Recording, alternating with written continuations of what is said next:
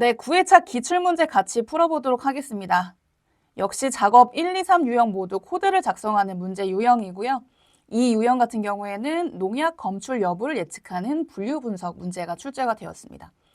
자, 문제랑 데이터 쭉 정리해놨으니까 먼저 풀어보시고 답안이랑 풀이 비교해보시면 좋을 것 같고요. 자, 여기 사용되는 데이터셋은 임의로 만든 데이터셋이기 때문에 실제 시험장에서 사용했었던 데이터셋이 아님을 밝힙니다. 자, 같이 풀어볼 건데 여태까지 중에 가장 역대급으로 어려웠다라고 평가를 받는 9회차 기출문제. 특히나 작업 1 유형이 굉장히 심화됐어요. 그래서 여태까지는 작업 1 유형은 비교적 좀 간단한 데이터의 처리를 요구하는 그런 유형이었는데 사실 2 유형과 3 유형은 더 이상 어려워지기가 어려운 그런 유형이라서 아마도 앞으로도 어려워지는 파트는 1 유형이지 않을까 싶습니다. 자, 그러면 차근차근 문제를 풀어보도록 할게요. 자, 문제 1번 보도록 하겠습니다. 일단은 데이터 불러오고요.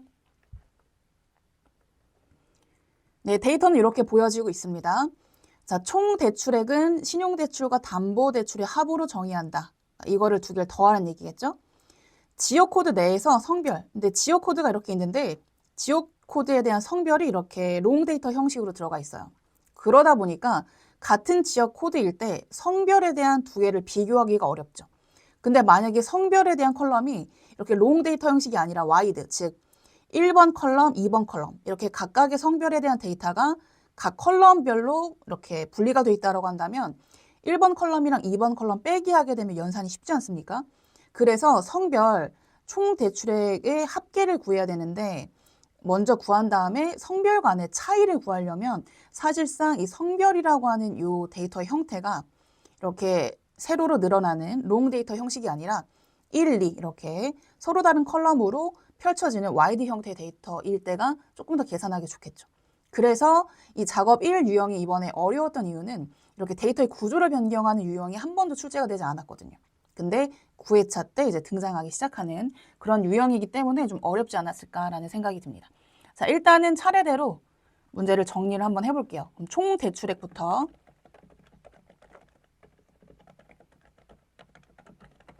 이건 쉽죠. 총 대출액이라고 하는 이름으로 컬럼으로 추가해 놓을게요. DF1에 총 대출액이라는 이름으로 추가를 할 건데 그냥 두 개 더하래요. 신용대출이랑 담보대출. DF1에 신용대출이랑 담보대출. 새로운 컬럼 만들었고요. 자, 그 다음에 지역코드 내에서 성별로, 성별별이니까 성별 따로, 즉 같은 지역코드 내에 1번 성별, 2번 성별 있으니까 이거의 총 대출액의 합계를 구하세요 라고 되어 있습니다. 자, 그러면 성별 총 대출액 합계. 자, 근데 이미 지금 아마도 지역코드가 이렇게 지역코드가 유니크하고 그리고 하나의 지역코드에 성별 1, 2가 중복되어 있지 않아서 지금도 이미 충분히 지역코드별로 성별로 정리가 되어 있는 데이터인 것 같지만 혹시 몰라서 DF1에 그룹 바이를 한번 해볼게요. 성별.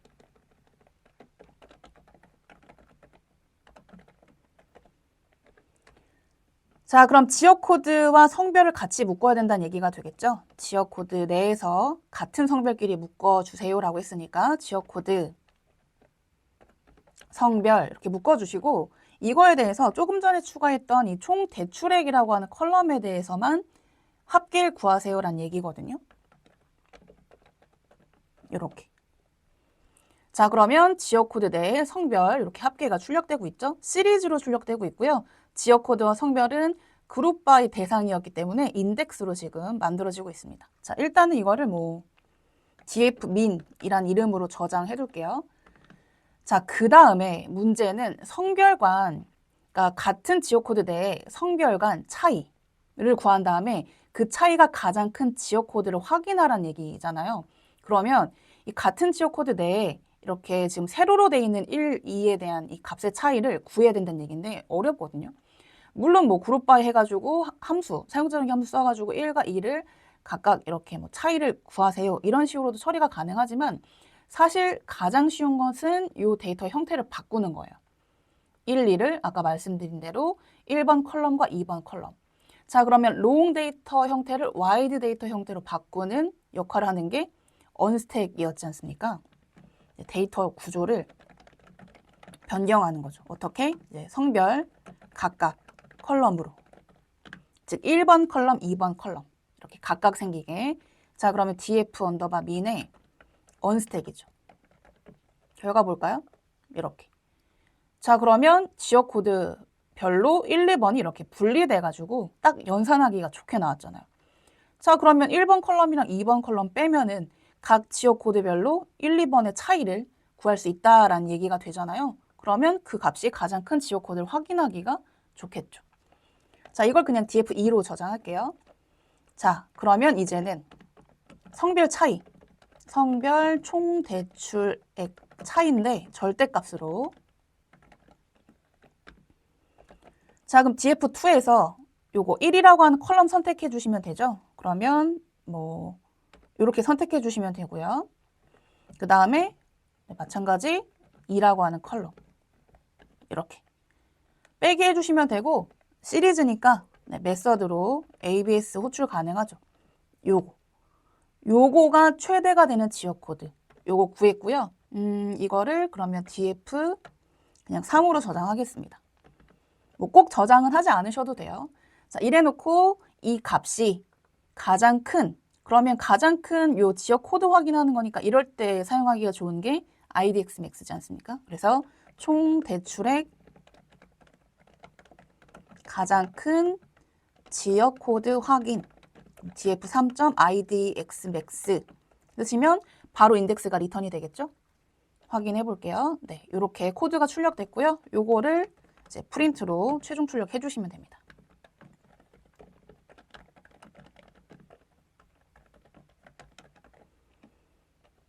네. 그래서 구조를 변경하면 이런 1, 2 컬럼에 대한 차이가, 그러니까 세로 방향보다는 가로 방향이 조금 더 수월하기 때문에 이렇게 구조를 변경하면 이런 식의 그러니까 성별, 이런 차이를 계산하기가 좀 용이하다. 이런 것들을 기억해 주시면 좋겠죠. 자, 2번 유형도 비슷해요. 일단은 문제를 역시 데이터를 보면서 확인을 해보도록 하겠습니다. 자, 데이터 보니까 이게 똑같은 게 범죄가 이렇게 1번부터 10번까지 유형이 있고 연도와 구분이 있는데 같은 연도에 또 발생 검거가 이렇게 계산하기 어렵게 이렇게 세로 방향으로 돼 있단 말이에요. 자, 그럼 문제 잘 보시면 연도별로 모든 범죄 유형별로 이 검거율을 계산하래요. 그래서 무슨 얘기냐면 이 검거율이라고 하는 건 검거 건수 빼기 발생 건수거든요. 자, 그럼 범죄 1에 대해서 이거 빼기 이거를 해야, 빼기가 아니라 나누기죠. 요거 나누기 요거를 해야 된다는 얘기고, 범죄 2에 대해서도 이렇게 세로 방향으로 계속 연산을 해야 된다는 얘기예요. 여기 2001년에 대해서도 마찬가지고 어렵다는 거죠. 그러면 아예 그냥 발생과 검거라고 하는 요 값이 각각의 컬럼으로 돼 있다면, 근데 이 범죄라고 하는 값은 오히려 세로 방향으로 들어가 있으면 연산하기가 좋거든요. 자, 일단은 그러면 데이터의 구조를 한번 바꿔보도록 하겠습니다. 자, 여러분, 저는 그래서 이 구분이라고 하는 컬럼은 펼치고 이 범죄 1부터 범죄 10까지라고 하는 컬럼 오히려 스택 처리하고 싶은 거예요. 자, 그러면 스택 처리하기 전에 얘를 인덱스 처리 한번 해볼게요. 자, 그러면 연도와 구분 컬럼을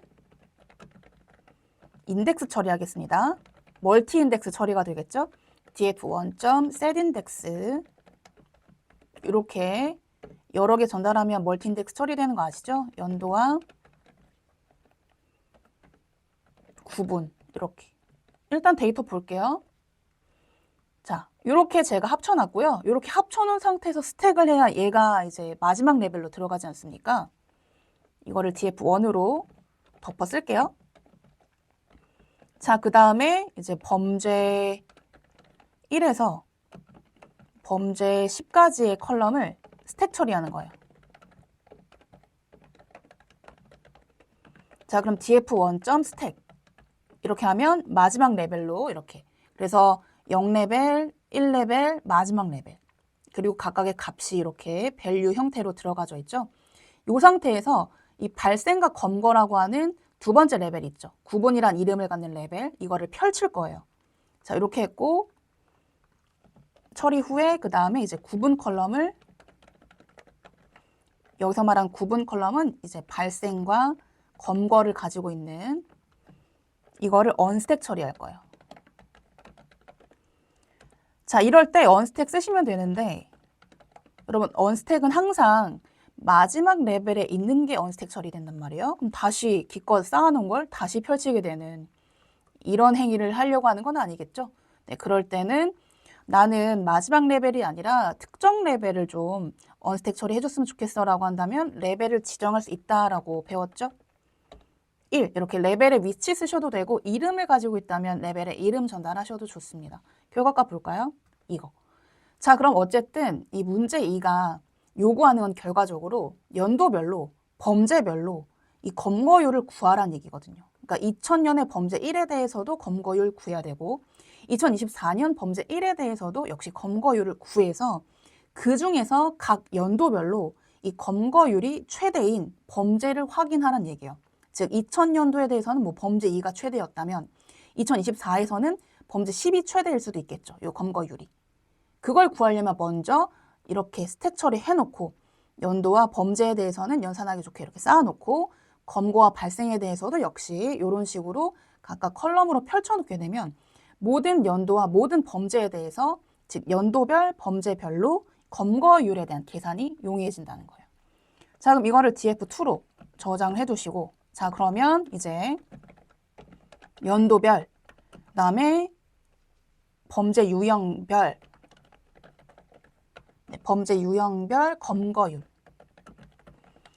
여러분 여기서 제가 별이라고 하는 이름을 썼다라고 해서 그룹 바이 쓰실 거 아니죠? 이미 연도별로 범죄별로 잘 정리가 되어 있는 데이터라서 추가적인 그룹 바이를 하지 않으셔도 됩니다. 그냥 이렇게 세로 방향으로 검거와 발생에 대한 검거율을 계산해 주시면 돼요. 자, 그럼 DF2에 검거 건수를 먼저 선택하시고 이거를 발생으로 나눠달라고 했잖아요. 이렇게 그대로 쓰시면 되고요. 추가할까요? DF2에 검거율 네, 이렇게 추가를 해두겠습니다. 어때요? 결과값 보시면 연산이 잘 됐지 않습니까? 자, 이래놓고 우리가 이제 마지막으로 해야 되는 건 연도 내에서 같은 연도 내에서 지금 보시면 여기까지가 2000년도라고 가정해 볼게요. 여기서 검거율이 최대인 애가 누군데? 라는 걸 찾아야 돼요. 그러니까 눈에 보이는 것 기준으로 하면 범죄 3이죠. 2024년 기준으로 봤을 때 얘는 1이니까 범죄 8 이런 식으로. 따라서 연도별로 어떤 범죄가 검거율이 최대인지를 연도별로 다 찾아야 돼요. 요게 이제 어려운 거죠. 연도별 검거율이 최대인 범죄 확인. 자, 이럴 때 그룹 바이를 쓰는 거예요. 그냥 여기다가 맥스를 하게 되면 전체 중에 맥스 하나가 나오잖아요. 근데 저희는 이 2000년도 그룹 내에서의 맥스, 2024년 그룹 내에서의 맥스. 자, 그러면 DF2에 그룹 바이 쓰시면 되고 연도라고 하는 애가 지금 인덱스로 들어가 있으니까요. 레벨 쓰셔도 좋고 아니면 그냥 인덱스 이름이 있다라고 한다면 연도라고 쓰셔도 좋습니다. 연도끼리 묶어가지고 뭐에 대한 최대를 확인하래요? 검거율. 근데 여러분들이 검거율에 대해서 맥스를 바로 구하잖아요. 그럼 다시 이 맥스 값을 원본에다가 비교해서 나 맥스 값 구했으니까 이 맥스 값과 일치하는 애 나와라고 해야 되거든요. 그래서 이미 우리가 좋게 연도와 이 범죄에 대한 게 지금 인덱스로 들어가 있기 때문에 이때 최대값을 갖는 인덱스를 리턴할 수 있다면 2000년의 범죄 3을 바로 찾아갈 수가 있잖아요. 그게 IDX 맥스였지 않습니까? 이걸 바로 써주는 거예요. 자, 그러면 바로 이 수치, 검거율에 대한 수치를 확인해서 최대값을 갖는 인덱스를 리턴해 준단 말이에요. 이렇게. 자, 근데 멀티 인덱스이기 때문에 이렇게 튜플 형태로 출력되어 있는 거예요. 2000년 그룹에는 2000 범죄 7이 최대, 2001년 그룹에는 2001 범죄 3이 최대. 자, 이걸 구했다 쳐요. 이거를 이제 vname으로 저장합시다. 자, 그럼 결과적으로 우리는 얘네가 궁금한 게 아니라 결과적으로 이 2000년도의 범죄 7에 대해서 그래서 검거 건수를 확인해야 이 모든 검거 건수를 총합을 구할 수 있거든요. 그럼 다시 원본에다 대고 df2가 원본이죠. 자, 여기다 대고 나 아까 전에 범죄 7, 2000년의 범죄 7을 좀 뽑아줘 라고 해야 되거든요. 2000년의 범죄 7. 자, 지금처럼 멀티 인덱스를 가질 때 순차적으로 이렇게 튜플 형태로 전달이 가능한 게 메서드가 이제 LOC 메서드거든요.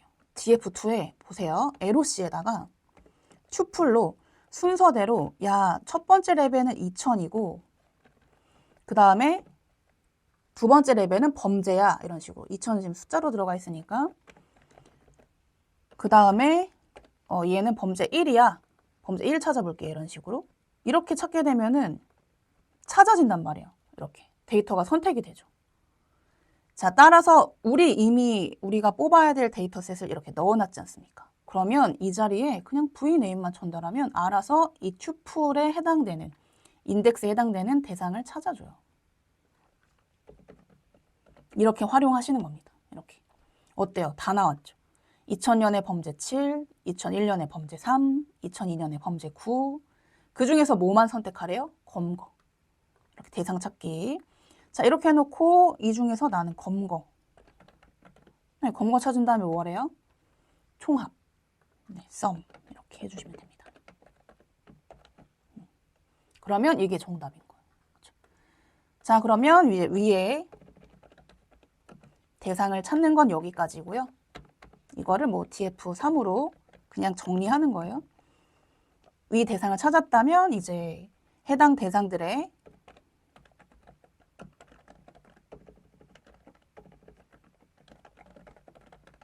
검거의 총합. 그래서 df3에 이렇게 요거를 이제 리절트로 담고 결과 제출해 주시면 됩니다.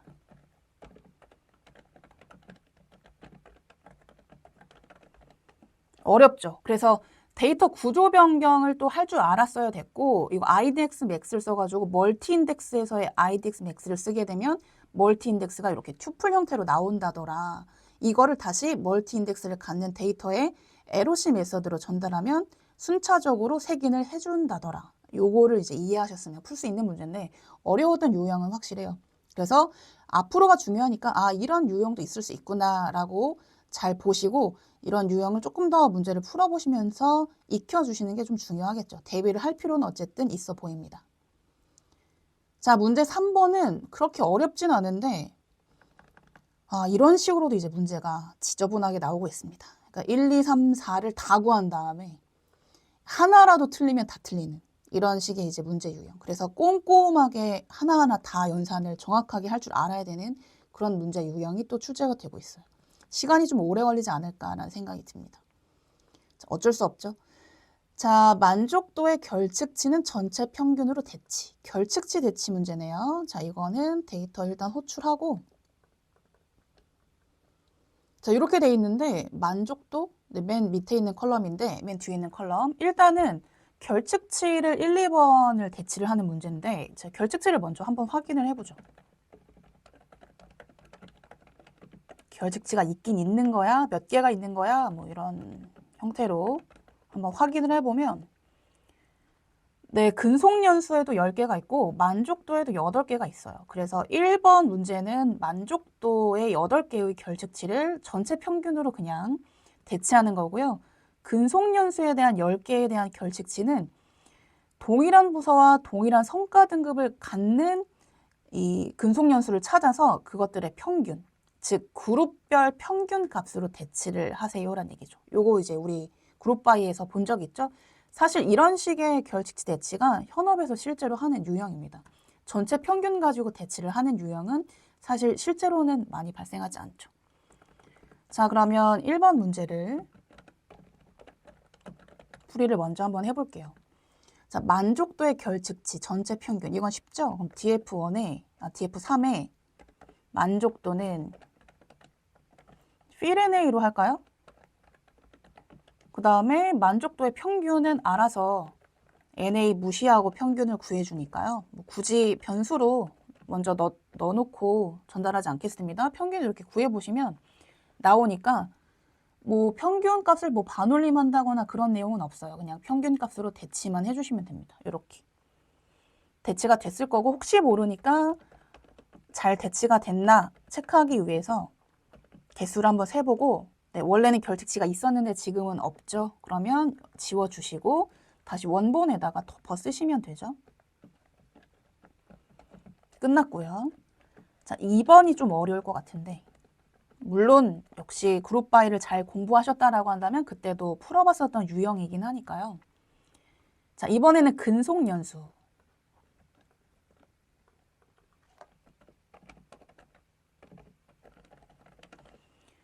근데 근속연수의 결직치는 전체 평균으로 대치를 하는 게 아니라 그룹별. 근데 동일한 부서와 동일한 성과 등급이니까 요걸로 먼저 그룹 바이 한 다음에 만약에 이 근속연수 요게 NA였다라고 친다면 요 두 번째 거 그러면 마케팅 팀에 A 성과 등급을 받은 직원들을 다 추출한 다음에 그 직원들의 평균 근속연수로 대치를 하세요. 이런 내용이잖아요. 자, 그럼 먼저 그룹 바이를 할 줄 알아야 돼요. 자, 그럼 DF3의 첫 번째는 부서별 성과 등급별 평균 근속연수 이걸 먼저 확인을 할 줄 알아야 됩니다. DF3의 부서랑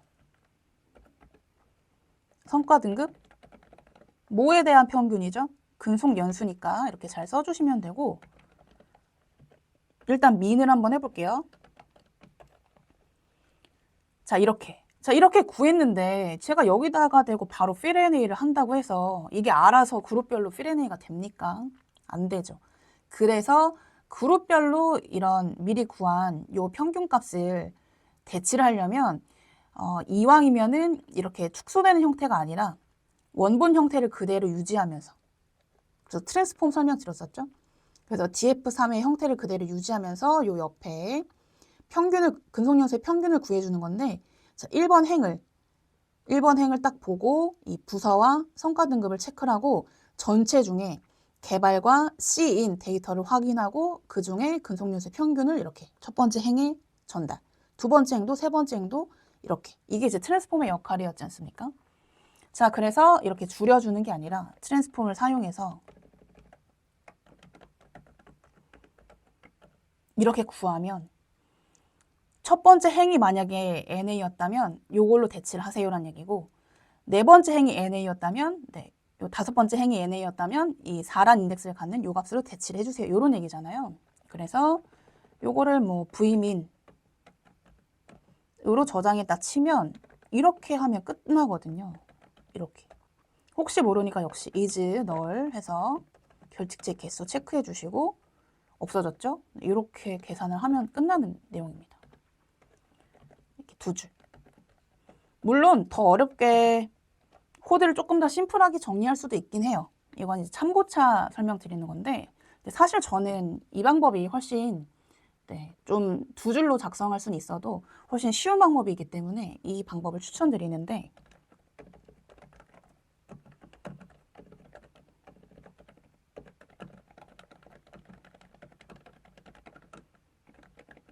여러 가지가 있어요. 일단 제가 이해를 돕기 위해서 지금 데이터셋보다는 조금 쉬운 데이터셋을 하나 가져왔는데 테스트란 이름으로 불러올게요.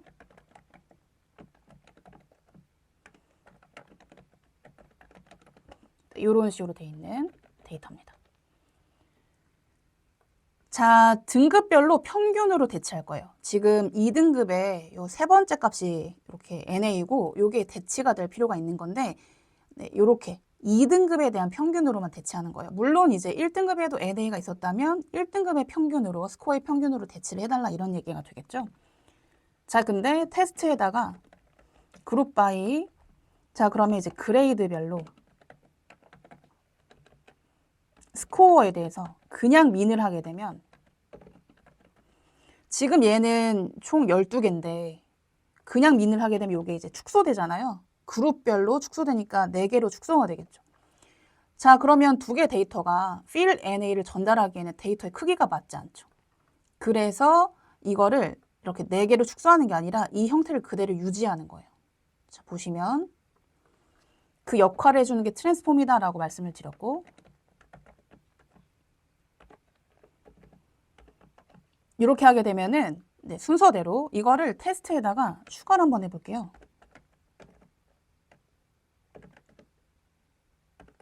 이러면 개수가 일치하거든요. 이렇게. 자, 그래 놓고 이 NA를 뭘로 대체하면 돼요? 옆에 있는 84로. 만약에 이쪽에 NA가 있었다면 94로. 이런 개념이었거든요. 그래서 우리가 테스트에 이제 스코어를 fill NA로 요 테스트 민으로 대치를 해라. 자, 그럼 여기가 84로 대치가 되겠죠? 5번 인덱스. 이렇게. 요런 내용이 있고, 이거를 여러분 원래는 그룹별로 대치를 하면 되긴 해요. 자, 그래서 아직 덮어 쓰지 않았으니까 이걸 가져와서 한번 잘 생각해 보세요. 자, 그룹 바이를 써가지고 여러분들이 그레이드별로 묶겠다는 얘기는 이렇게 패치를 하겠다는 얘기거든요. 그러니까 데이터를 쪼개서 이렇게 3개만 일단 가지고 있다라는 상상을 한번 해보세요. 그 중에서 스코어에 대해서만. 자, 그럼 이 3개가 100, 90, 92가 시리즈 형태로 다음의 메서드로 전달이 돼요. 자, 그럼 이 시리즈 형태로 들어오는 1번 그레이드에 대해서 혹시 네가 fill NA를 할 게 있다면 이 3개로 들어오는 값들의 평균으로 fill NA를 해라. 이렇게 쓰시면 되긴 하는데 이렇게. 자, 근데 문제는 요 X라고 하는 요 전달이 애매하죠. 왜냐면 우리가 요 3개를 요렇게 전달할 거고 요 3개를 미인이라고 하는 메서드로 전달하려면 이렇게 X를 쓰시려면 결과적으로는 요 3개를 받아서 3개에 대한 평균으로 대치를 해요. 이렇게 써주시면 되는데 문제는 되긴 되는데 이렇게 값이 노출이 안 되고요. 그리고 이 그룹 바이 시리즈라고 하는 건 이 그룹 바이 객체에 의해서 연산 대상인 이 스코어가 아까 전에 제가 시리즈로 패치가 된다라고 말씀드렸잖아요. 그 개념인데 그게 이제 없어질 거다 이런 개념이에요. 그래서 fill NA를 직접 적용하지 말고 얘도 함수 안에 넣어라 이런 개념이거든요. 결과적으로. 그럼 x.fill NA 이렇게 되는 건데 좀 어렵잖아요 벌써. 자, 그래서 사용자가 직접 정의한 함수를 그룹 바이 객체에 전달하는 방법은 apply라고 한 메서드가 처리가 가능합니다. 이렇게. 그러면 이 5번 인덱스에 대해서 84로 대치가 됐죠. 자, 근데 이 그룹 바이는 원래 특성상 이런 대상들 있죠. 그룹 바이에 대한 요 정보, 그리고 원래 인덱스거든요. 요 인덱스 정보들이 이 그룹 키로 들어가는 게 원래 기본 규칙이에요. 자, 그래서 이거를 난 출력하고 싶지 않다라고 한다면 이렇게 처리하면 되긴 해요. 근데 역시 이걸 도와주는 게 트랜스폼의 역할이죠. 트랜스폼은 원래 그룹 바이를 하더라도 값만 딱 나오는 거고 그룹 바이에 대한 이 정보를 호출해주지 않거든요. 그래서 어플라이를 하지 않고 잠깐 트랜스폼으로 이 함수에 대한 결과를 직접 시리즈로 출력해 줄래? 이렇게 들어가는 방법도 가능해요. 이렇게 3가지. 어쨌든 이렇게 대치를 해주면 되겠죠. 이렇게 해서 덮어 쓰면 되고 덮어 쓰면 되고 덮어 쓰면 되고. 근데 이제 이런 것들은 사용자 정의 함수들이 들어가니까 그룹별 패치되는 상황을 정확하게 이해를 못하면 왜 코드를 그냥 암기해야 되는 경우가 있을 수 있잖아요. 그래서 트랜스폼을 사용해서 데이터의 축소 없이 전체 데이터와 행의 개수 일치하는 형태로 일단 평균을 리턴을 하고 해당 값으로 그냥 바로 fill NA로 해버리죠. 그러니까 요게 이제 조금 그나마 좀 쉬운 방법이라서 이제 제가 계속 설명드리는 방법이었고요. 이런 식으로 정리를 해주시면 되겠습니다. 자, 어쨌든 근속연수에 대해서 덮어 썼죠?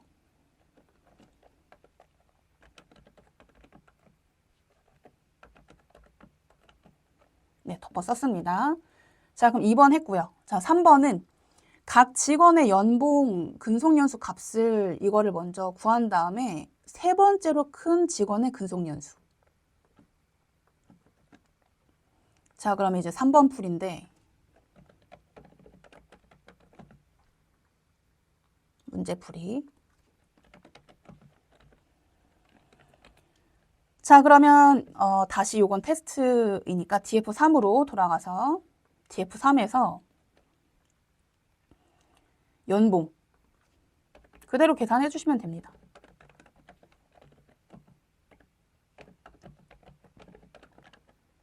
근속연수 값을 구하래요. 구한 다음에 뭐 덮어 쓰지 않으셔도 되는데 기존 데이터 프레임에 추가를 해 두겠습니다. 연봉 근속연수 연수당 연봉이라고 할게요. 이렇게 추가를 해주시고 추가하지 않으셔도 됩니다만 이 값이 세 번째로 큰 자 그러면 솔트 밸류즈로 정렬해 볼까요? 근데 이 연수당 연봉 요걸로 근데 큰 순서대로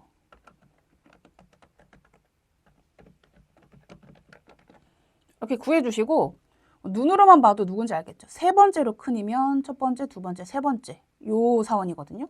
요 사원의 근속연수를 구하라고 하니까 IA로C로 할게요. IA로C 그럼 0, 1, 2 2라고 하는 인덱스를 갖는 행을 선택하시고 그 다음에 근속연수라고 하는 컬럼의 위치를 전달하셔도 좋고요. 아니면 여기까지만 뽑은 다음에 이렇게 거기다 대고 이번에 근속연수를 추가적으로 전달하셔도 좋죠. 근속연수.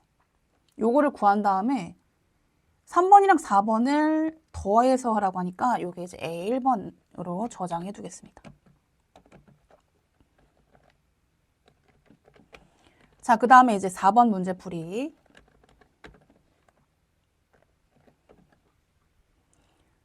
자, 4번은 각 직원에 또 이거를 똑같이 계산을 하면 되고요. 그 다음에 이번에는 두 번째로 큰. 그럼 동일하게 쓰시면 되겠는데요. 연봉을 이번에는 만족도로 이렇게 그러면 만족도당 연봉 이렇게 만들어 주시고 만족도 연봉이라고 할게요.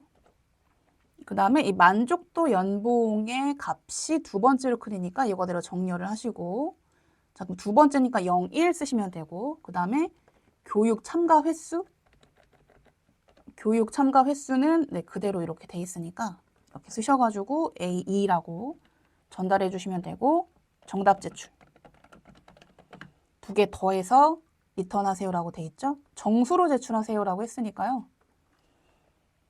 프린트 물론 지금 A1 더하기 A2가 정수긴 한데 실수 타입으로 지금 등장하고 있으니까 인트 타입으로 바꿔주시거나 아니면 라운드 해주시거나 이렇게 정답 제출해 주시면 됩니다. 이런 식. 그래서 1, 2번 문제는 데이터 구조 변경을 했었어야 돼서 좀 어려웠던 거고 3번은 그냥 심플하긴 한데 원체 많은 내용들을 이렇게 계산한 다음에 최종 결과를 리턴해야 되는 그런 과정이라서 조금 시간이 오래 걸리는 유형으로 출제가 되었습니다. 잘 정리해 주시고요.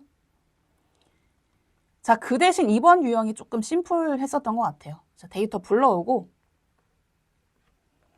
자, 역시 아시다시피 요거는 Y가 없는 그래서 실제 여러분들이 트레인으로 들어오는 데이터 셋 가지고만 모델링 해주시면 되고요. 그 다음에 이 모델링 데이터를 토대로 테스트를 예측한 결과를 이런 형태로 제출만 해주시면 됩니다. 평가지표는 이걸로 평가하겠다라고 했지만 여러분들이 굳이 시험장에서 이 평가지표를 꺼내다가 계산하실 필요는 없어요. 어쨌든 좋은 모델을 만드셨다면 이렇게 평가지표로 평가를 했다 하더라도 좋은 평가 점수가 나올 테니까 굳이 그냥 참고만 하시고 나는 굳이 또 F1 스코어를 확인해야겠다라고 한다면 하셔도 됩니다만 굳이 안 하셔도 된다는 거죠. 자, 그럼 모델링을 한번 해볼 텐데 제일 먼저 해야 될 건 어렵게 나온다면 저 같으면 결측치를 마구마구 넣고 알아서 결측치를 대치를 하고 들어가는 그런 유형의 문제를 출제할 것 같거든요. 데이터 타입을 확인한다거나 결측치를 확인하는 것은 필수죠. 트레인에 먼저 확인해 주시고 없네요. 네, 없습니다. 이렇게 1번 유형이 어려웠어서 2번 유형은 대체적으로 그냥 모델링만 하면 되는 그런 유형으로 출제가 된 것 같습니다. 자, 그 다음에 이제 결측치 확인됐으니까 데이터 한번 보시면 자, 이런 문자형들이 많지 않습니까? 자, 근데 나는 이런 농약 검출 여부에 이런 문자형 컬럼들을 넣을 거냐, 넣겠다라고 한다면은 그때는 또 라벨 인코딩을 해주시는 게 좋겠죠. 어때요? 라벨 인코딩을 하는 게 좋을 것 같고, 특히나 여러분들이 어떤 컬럼을 선택해야 될지 버려야 될지 이런 기준이 명확하지 않다라고 한다면 모델에 맡기는 것도 좋죠. 랜덤 포레스트 기반의 트리 기반 모델을 선택하시게 되면 알아서 또 변수의 중요도를 토대로 어느 정도의 변수에 대한 선택이 가능해지지 않습니까? 자, 그럼 바로 라벨링 코딩을 진행을 해볼게요. 라벨링 코딩은 제가 수없이 강조했습니다만 트레인과 테스트가 나뉘어져 있는 상황이다라고 한다면 트레인과 테스트를 합쳐서 하나의 기준으로 만들고 하나의 기준으로 각각 트랜스폼을 해주시면 된다라고 얘기를 했었죠. 네, 포문으로 계속 작성했었던 것 같은데 동일하게 보겠습니다.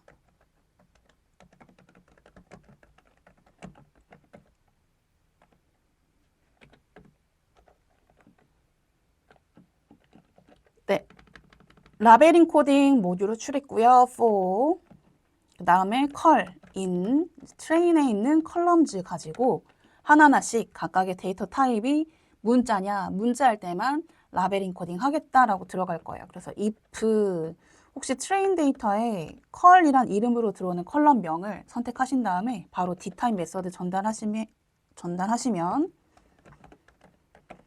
오브젝트 타입인지를 물어보고 그렇다라고 한다면은 모델을 만들어 주시면 되겠죠. L2란 모델로 만들 건데 L2.fitting 하실 때는 하나의 기준 pd.concat 으로 이렇게 그래서 트레인에 있는 컬럼을 그 다음에 테스트에 있는 동일한 컬럼을 두 개를 합쳐라. 이렇게 피팅 시켜주시면 되죠. 그 다음에 이 피팅 결과가 이 모델에 저장됐을 테니까 L2.transform 요 트레인 요 컬럼에 대해서 이렇게 그리고 덮어쓰기 바로 덮어쓸 거예요. 마찬가지 테스트의 동일한 컬럼에 대해서 덮어쓰는 거죠. 이렇게. 자, 그러면 실행을 시켜보도록 하겠습니다. 자, 트레인 데이터 볼게요. 네, 변환되었죠? 네, 테스트 데이터도 네, 변환되었죠. 자, 이렇게 라벨링 코딩까지 마쳤으면은 이제는 X랑 Y를 분리를 하겠습니다. 물론 X, Y 분리를 먼저 하셔도 상관없죠. 자, 원체 테스트는 X밖에 없으니까 트레인 데이터에 대해서만 X, Y로 분리를 할게요. train.드랍으로 여기서의 그 Y는 네, 이름이 이 농약 검출 여부거든요. 요거. 요게 이제 X가 되는 거니까 대문자 X로 저장을 하고요. Y는 네, 트레인 데이터에 이렇게 선택해 주시면 되겠죠. X, Y 분리했고요. 자, 여러분들이 모델을 나는 CV를 하겠다. 크로스 밸리데이션 하겠다라고 한다면 뭐 굳이 트레인과 테스트를 다시 요 데이터를 다시 학습용과 평가용으로 나눠주지 않으셔도 되는데 이번에는 한번 나눠볼게요. 과적합 여부 체크하기 위해서. 학습용과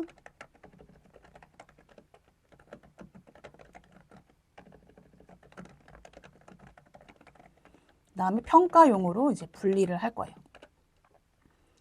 자, 그러면 from scikit-learn의 모델 셀렉션 train test split이라고 한 함수를 호출해 주시고 순서대로 X랑 Y를 랜덤 스테이트는 그냥 0으로 할게요.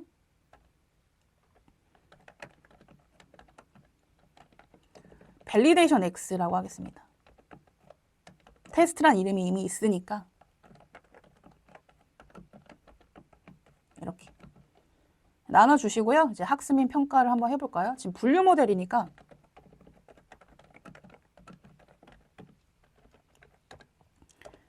여러 가지 모델이 있지만 저는 랜덤 포레스트로 하겠습니다. 가장 또 일반적인 모델이기도 하고요.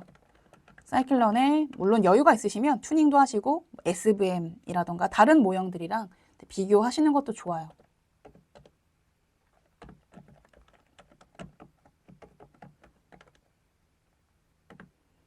네, 호출해 주시고 모델 만들고요. 자, 자, 여기서는 모델을 평가를 할 거라서 네, 이렇게 쪼개진 이 이름으로 먼저 모델링을 하고 그 다음에 평가는 요 이름으로 하겠습니다.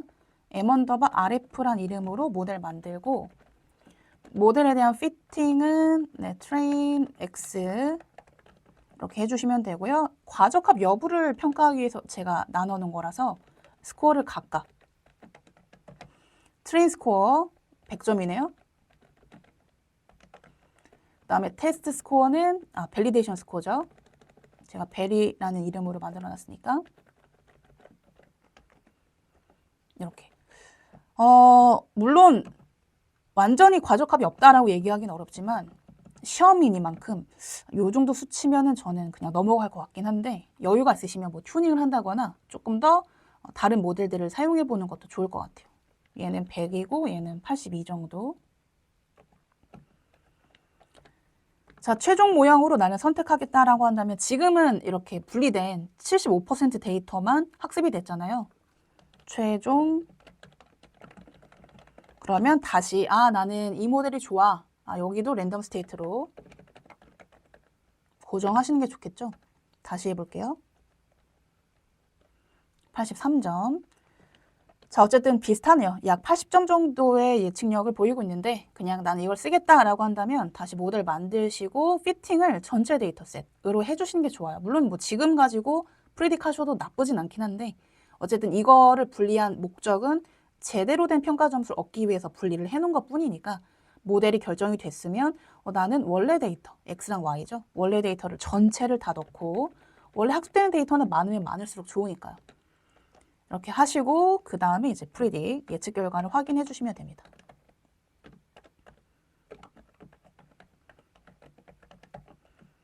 네, 프리딕. 여기서는 프리딕 PROBA가 아니라 그냥 이렇게 출력하세요라고 돼 있으니까 만약에 프리딕 PROBA를 출력하세요라고 한다면 확률을 제출해 주시면 됩니다. 자, 프리딕 해서 테스트 데이터를 써주시면 되죠. 이렇게 이거를 PRED라고 써주시면 되고요. 자, 그 다음에 요거를 만약에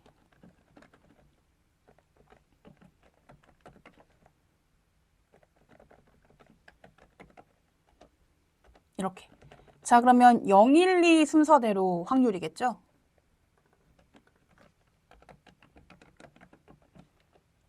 이렇게 보시면 0, 1, 2 순서대로 확률이 출력되고 있어요.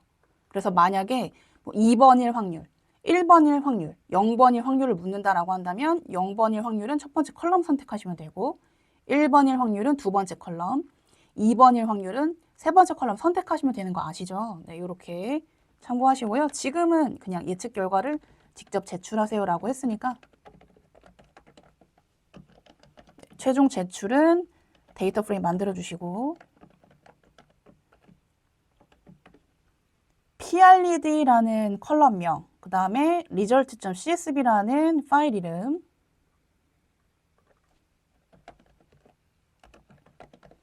이렇게 만들어 주시면 되겠고요. 요거를 result란 이름으로 저장해 볼게요. 자, 그러면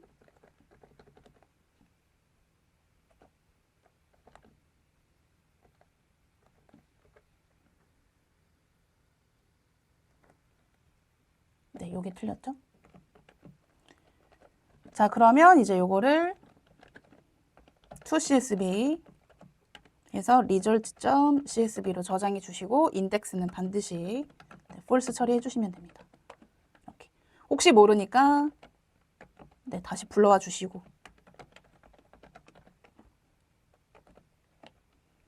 네, 확인하셨으면은 주석 처리해 주시고 여기까지 제출해 주시면 됩니다. 자, 그래도 1번 유형에 비해서는 2번 유형은 비교적 좀 쉽게 나온 편이라서 그래도 2번 유형에서 조금 시간을 절약할 수 있지 않았을까 하는 생각이 들고요. 자, 3번 유형은 그냥 일반적으로 출제가 되었습니다. 자, 문제 1번부터 볼게요. 다음처럼 이제 생산성 요인을 분석하고자 한다. 그래서 200명의 데이터를 수집을 했고 이렇게 데이터가 있다. 그래서 학습용 데이터랑 평가용 데이터를 알아서 구분을 해라. 이렇게 돼 있고요. 일단 데이터 불러오겠습니다. id라고 하는 컬럼이 있나 봐요. 네, 이렇게. 그래서 1부터 140까지를 학습용 데이터로 쓰고 그 다음에 141번부터 200번까지를 네가 알아서 분리해가지고 평가용으로 써라. 뭐 이런 얘기 같죠? 자, 근데 1-1번은 전체 데이터 가지고 하는 거고요. 1-2번은 이제 훈련이랑 평가용으로 나눠서 하는 거예요. 자, 근데 회계 분석을 하는 겁니다. 회계 분석을 하는 건데 회계 분석을 하는 여러 가지 방법이 있죠. 근데 작업 3유형은 가급적 스텝 모델즈 가지고 쓰시는 게 좋아요. 왜냐면 다양한 내용들을 물어보니까. 자, 그래서 스텝 모델즈 패키지 가지고 라이브러리 가지고 처리를 한번 해보도록 하겠습니다. 자, 일단은 데이터를 1번은 전체 데이터셋 기준으로 하세요라고 했고요. 아이디 컬럼은 빼야 되고요. 모든 설명 변수라고 돼 있는데 요게 설명 변수고 아이디는 빼야 됩니다, 여러분. 아이디 컬럼은 빼야 되고 그 다음에 요거를 이제 y로 하는, 그러면 x랑 y를 이제 분리해 주시면 좋을 것 같고요. 유의하지 않은 설명 변수 개수를 구하래요. 근데 만약에 아이디 컬럼을 그대로 넣게 되면 얘도 유의하지 않은 컬럼으로 나올 수 있겠죠. 근데 얘는 실제 독립 변수는 아니니까 개수 제대로 체크하시려면 아이디는 애초에 빼셔야 됩니다. 그래서 이렇게 써 있잖아요. 설명 변수가 요렇게 가정하겠다. 그러면 이제 x, y를 분리를 한번 해볼게요.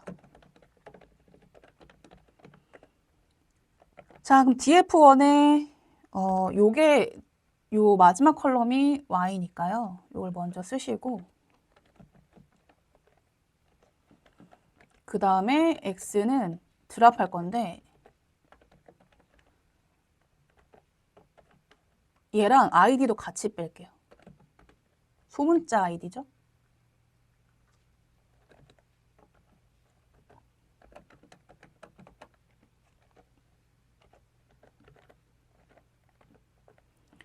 네, 이렇게 x, y를 분리를 시켜놨고요. 자, 그 다음에 이제 회귀 분석을 진행을 하라고 되어 있으니까요. 상수항 추가하겠습니다.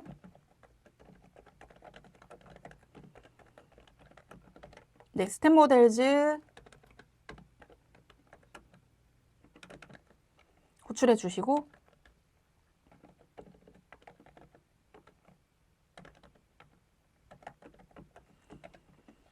x 언더바 const란 이름으로 추가해 놓을 거예요. 자, 그 다음에 이제 회귀 모형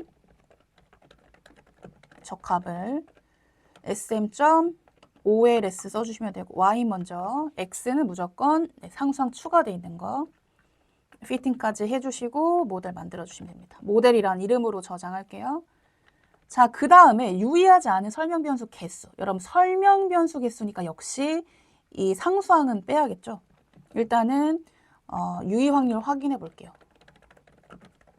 그 다음에 이제 유의하지 않은 설명 변수. 자, 모델점 p-values에 있죠. 확인해 보시면 요거는 빼야죠. 요거는 여기서 드랍 설명 변수들 중에서만 개수를 세는 거니까 요런 게 이제 함정이에요. 이것까지 포함하면 잘못된 개수를 체크할 수 있다는 얘기가 되겠죠. 자, 이렇게 만드셨으면 p-value 1번으로 저장할게요. 자, 여기다 대고 조건 물어봐야 되죠. 유의하지 않으니까 여기서 말한 유의하지 않으는 0.05보다 크거나 같은 경우 이렇게. 근데 이건 단순히 개수를 구하는 거니까 해가지고 sum 해주시면 됩니다. 이렇게. 그러면 리절트 정답 제출은 2개.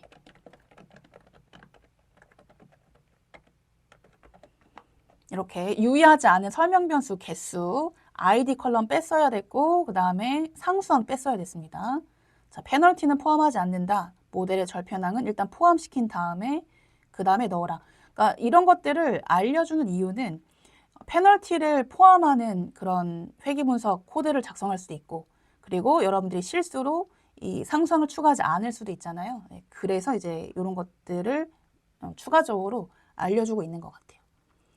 자, 2번 문제 보겠습니다. 이번에는 훈련용으로 훈련 데이터로 학습을 한 다음에 그 다음에 예측값을 구하래요. 그 다음에 이 실제값과 예측값의 피어슨 상관계수를 반올림해서 소수점 넷째짜리까지 표현하라고 되어 있으니까 데이터를 분리할 필요가 있겠네요. 자, 그럼 밑에서는 또 테스트 데이터셋 써야 되니까 훈련이랑 테스트 데이터를 아예 분리를 시켜두도록 하겠습니다. 자, 그러면 아이디를 우리가 뺐지만 네, 원래 df1에는 있지 않습니까? df1에 다시 가서 자, df1의 id가 아까 전에 140까지죠? 이렇게 요거에 해당되는 이렇게 써주시면 되고 요거에 해당되는 게 이제 트레인이고요.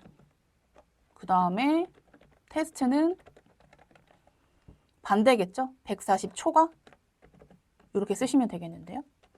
결과값 체크해 보시면 트레인은 네, 1부터 ID 1부터 140까지 딱 나왔고 테스트는 200, 그 다음에 141 이렇게 잘 추출이 됐습니다. 자, 그 다음에 이제 XY를 분리를 할게요. 트레인도 테스트도 미리 분리를 해두겠습니다. 자, 그러면 마찬가지 위에서 했으니까 그대로 가져와 가지고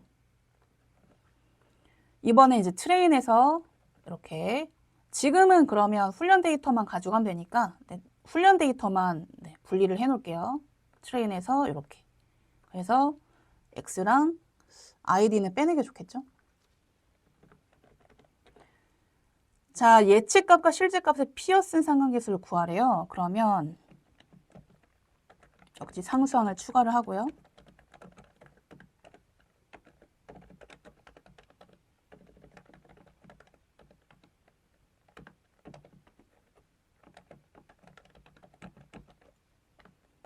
모형을 적합시켜 보도록 하겠습니다.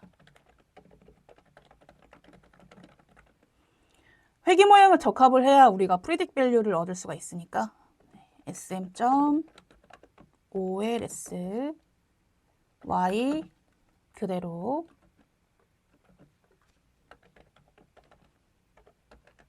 변수 이름은 지금 동일한데 사실 위에 있는 데이터셋은 전체 데이터셋이었고 지금은 훈련 데이터셋만 뽑은 거니까요. 데이터는 다르다라고 볼 수 있겠죠? 자, 회귀 모형 적합했고요. 자, 그 다음에 학습 데이터에 예측값 확인해 보도록 하겠습니다. 모델.predict. 네, 그러면 다시 요거를 쓰세요란 얘기죠. 이렇게. 네, 요거를 써달란 얘기고요. 요거를 PRED로 저장하겠습니다. 이렇게. 자, 그러면 이 예측값이 있고 실제값은 Y에 있지 않습니까? 실제값과 예측값의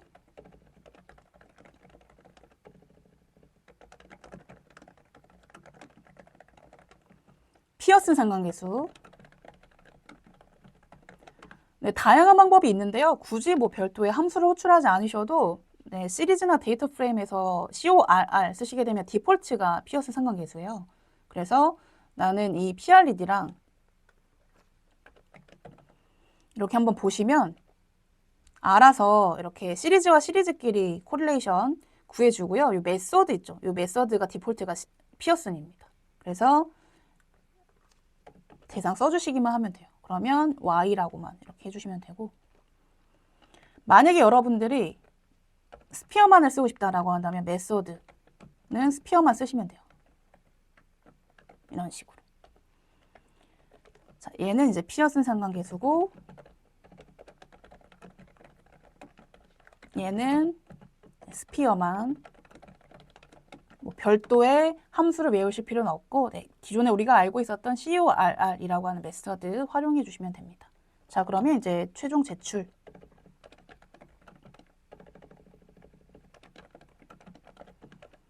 요거죠?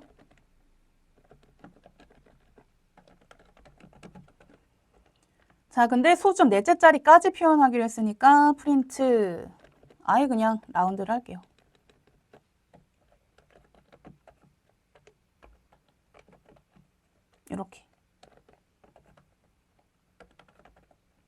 이렇게 제출해 주시면 됩니다. 자, 이제 3번 문제 볼게요. 적합한 모델을 활용하라는 얘기는 위에 있는 모델을 재사용하라는 얘기고 그 다음에 테스트 데이터를 써서 예측값을 구해야지만 RMSE라고 하는 평가 매트릭 구할 수가 있겠죠. 자, 그러면 기존 모델을 그대로 쓰시면 되고 테스트 데이터를 역시 XY로 분리하셔가지고 역시 X에 그 상수항 추가하신 다음에 predict value 얻으신 다음에 RMSE 구해주시면 되겠죠. 그럼 순서대로 x, y를 분리할 거고 테스트 데이터 셋에 대해서요. 네, 그 다음에 이제 테스트 데이터에 이제 상수항 추가할 거고 기존 모델에 이제 예측 결과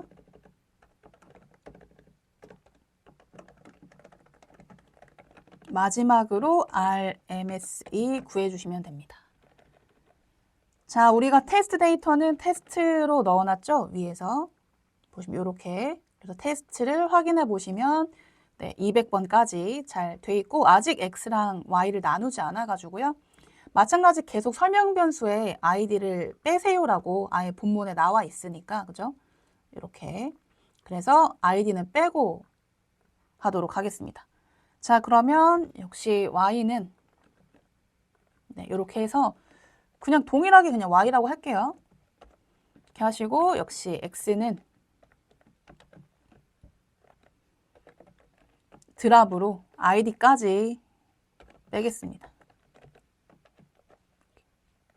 네, 엑시스 혹은 컬럼즈라고 전달하셔야 컬럼에서 빠지죠. 이렇게. 자, 그 다음에 역시 sm.add 상수항을 추가할 거고요. x 언더바 같은 이름으로 계속 쓰겠습니다. 자, 그러면 상수항까지 추가했으니까 네, 모델을 사용해서 예측값 확인해 주시면 되겠죠. 모델.predict 요거는 이제 y에 대한 예측값이고요. 어쨌든 PRED로 저장을 하겠습니다. 자, RMSE는 MSE 구한 다음에 루트 씌워주셔도 됩니다만, 네, 이제 파이썬 버전이 올라가면서 루트 민 스퀘어드 에러라고 하는 함수가 등장했죠. 그래서 그걸 직접 쓰셔도 좋고요. 임포트 루트 언더바 어쨌든 여러분 생각이 안 날 수도 있으니까 요거까지는 기억하셔야 된다라고 말씀드렸죠. scikit-matrix까지 확인하신 다음에 임포트로 호출해 주시고 dir로 확인하면은 이름 잘 나와 있을 거예요. 자, 그러면 요 함수로 네, 순서대로 전달해 주시면 되고요. 그래서 실제값은 y에 있지 않습니까? 그리고 예측값은 요걸 써주시면 되죠. 그래서 y와 이제 실제값과 예측값을 전달해 주시면 되고 RMSE로 저장하겠습니다. 자, 근데 반올림해서 소수점 넷째 자리까지 표현하세요라고 했으니까 프린트 리절트는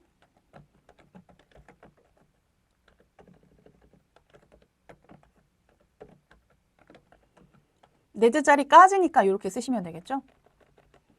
이렇게 그래서 프린트 리절트 써주시면 됩니다. 자, 1번 문제 풀어봤고요. 2번도 비슷한 유형입니다. 2번도 문제를 풀어볼 건데 역시 데이터 디스크립션 이렇게 쭉 나와 있고요. 이번에는 y가 네, 이렇게 이진 데이터로 되어 있는 네, 분류 분석 문제입니다. 이렇게 쭉 보시면 되고 자, 1번부터 데이터를 확인하고 네, 보도록 할게요. 자, 이런 식으로 데이터가 불러와지고 있고 요게 이제 종속 변수고요. 0, 1로 구성되어 있습니다. 이탈 여부인 것 같아요. 나머지들도 이렇게 수치형으로 되어 있고 요 폰 서비스랑 요 테크 인슈런스라고 하는 부분은 가입 여부를 이제 수치로 변환한 데이터로 보여집니다. 자, 로지스틱 회귀를 하란 얘기고 오즈비를 계산하세요. 뭐 이렇게 돼 있으니까 역시 3유형은 가급적 네, 스텝 모델즈 패키지에 있는 로지스틱 회귀 모형을 쓰시는 게 좋겠어요. 그래서 뭐 잔차 이탈도 같은 애가 나오지 않는다면 로짓 함수를 사용하시는 게 제일 깔끔할 것으로 네, 보여집니다. 한번 볼게요. 일단은 x, y를 분리를 해주실 필요가 있고 역시 로지스틱 회귀하실 때도 상수항 추가해야 되는 거 잊지 마시고 네, 드랍 해가지고 네, 요게 이제 종속 변수란 말이에요. 먼저 종속 변수 컬럼즈로 하셔도 되죠. 엑시스로 축 전달하셔도 되고 나는 여기서 컬럼에서 요거를 드랍해라.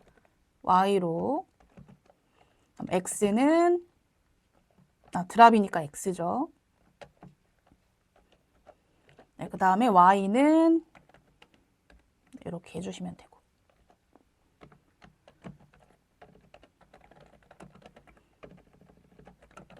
네, 상상 추가하겠습니다. 역시 위에서 써놓긴 했지만 네, 임포트 스테스 모델즈 API 다시 한번 호출하고요. sm.add 컨스턴트로 x에 대해서 x 언더바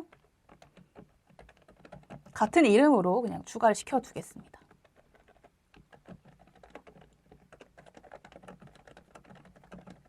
네, 로지스틱 회계 모형 적합할 거고요. sm.logit 쓰시면 되죠. 네, x 써주시면 되고 상수항 추가되어 있는 걸로 해주셔야 되고 피팅 해주시면 되는데 디스플레이 옵션 쓰시고 싶으면 쓰셔도 되고 이러면 디스플레이가 출력되지 않는 부분이 있죠. 필수 옵션 아닙니다만 이렇게 쓰신 다음에 자, 그 다음에 로지스틱 회계를 시행한 다음에 컬럼 1의 pvalue만 확인하면 돼요. pvalue model.pvalues 확인하시고 이 중에서 컬럼 1 요거 말하는 거죠. 이렇게 해서 이렇게 리절트로 만들어 주시고요. 결과 제출은 넷째 자리까지.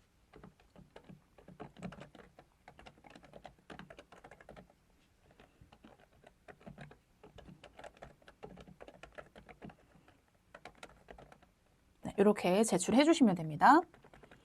자, 이번 문제는 오즈비 구하는 건데 자, 폰 서비스를 받지 않은 고객 대비 우리가 폰 서비스가 이렇게 돼 있거든요.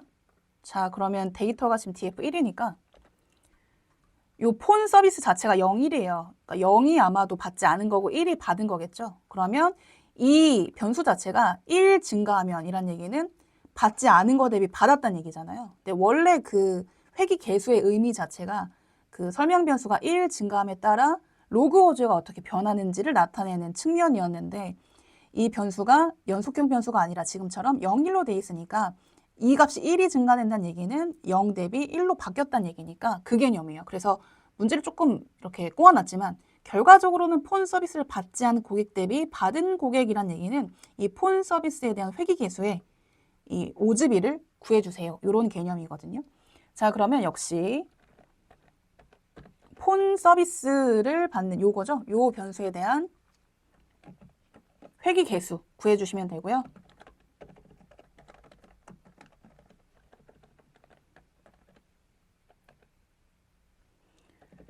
자, 그러면 모델 파람스 있죠? 파람스. 네, 확인해 주시고 요거지 않습니까? 요거. 네, 요거를 체크해 주시면 돼요. 자, 이거를 COEF 1번으로 저장할게요. 자, 오즈비 확인하겠습니다. 오즈비. 로그 오즈가 요 개념이었으니까 np.exp 씌워주시면 오즈비만 나오죠?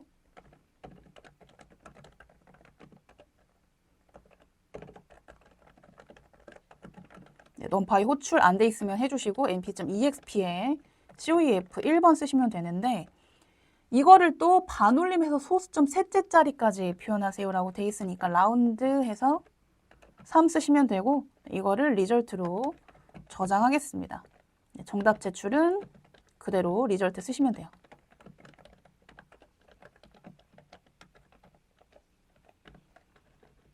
네, 이렇게 2번 풀어봤고요. 마지막 문제는 이탈할 확률이 0.3 이상인 고객. 근데 이게 지금 0, 1의 문제잖아요. y가. 0, 1이고 이탈 여부가 1이란 말이에요. 요 이탈이 1이란 말이에요. 자, 그러면 우리가 로지스틱 회계 모델에서의 프리딕 결과는 1일 때의 확률이 자동으로 출력된다라고 했어요. 그러면 프리딕을 해주시면 알아서 이 이탈일 때의 확률이 나올 거고 이탈일 때 확률 기준으로 0, 1을 구분할 때 이 임계값이죠. 임계값을 0.5가 아닌 0.3 기준으로 해서 그래서 이탈인, 즉 1로 우리가 최종 분류하게 되는 고객의 수를 리턴해라 이런 개념이 되겠죠. 자, 그러면 예측 확률, 이탈 확률을 구해 주셔야 돼요. 자, 그러면 이탈 확률은 프리딕 결과 사이클런이랑 다르게 프리딕 PROVA가 없었고 프리딕을 하면 알아서 결과가 나왔었죠. 예측 확률이 나왔었고 요 상수항까지 추가된 데이터셋을 다시 전체 데이터셋에 대해서 프리딕 밸류를 확인해 주시면 되고요. PROVA란 이름으로 저장하겠습니다. 자, 그 다음에 이제 이탈 확률이 0.3 이상인 고객 수 이거는 그냥 PROBA가 0.3 이상이니까 이렇게 쓰시면 되고 개수만 구하는 거잖아요. 누가 뭐 궁금한 게 아니고 이렇게 구해주시면 되고 마무리해 주시면 되죠. 490명? 490개의 데이터를 1이라고 결론을 지을 수 있다. 뭐 이런 얘기가 되겠죠. 임기값을 0.3 기준으로 했을 때. 이렇게 정리해 주시면 됩니다. 자, 여기까지 문제 풀어봤고요. 2유형과 3유형은 좀 무난했지만 1유형이 특히 어려웠기 때문에 1유형 위주로 비슷한 유형들 많이 풀어보시고 시험 대비해 주시면 좋을 것 같습니다.